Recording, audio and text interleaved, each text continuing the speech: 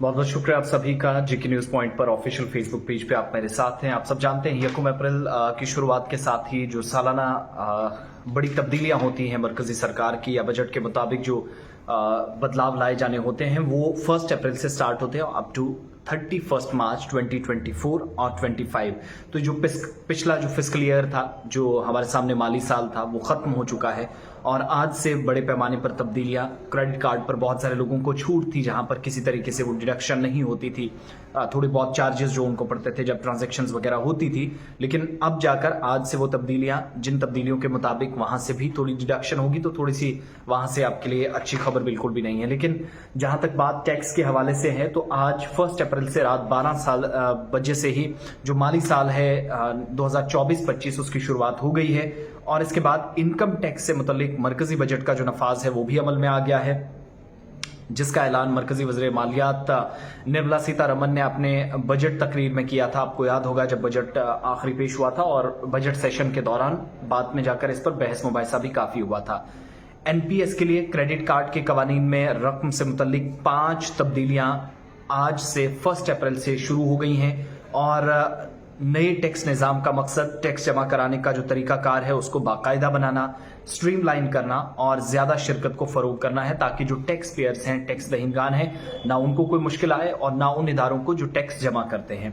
नए tax slab के मुताबिक 3 लाख से 6 लाख रुपए तक अगर आपकी आमदनी है तो 5% टैक्स आपको देना होगा।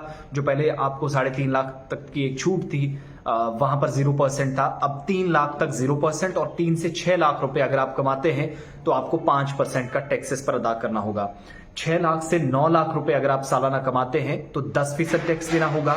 9 लाख से 12 लाख तक अगर आप सालाना पैसा कमाते हैं तो उस पर आपको कम से कम 15% टैक्स इस बार देना होगा, जिसकी तस्दीक खुद कर दी गई है।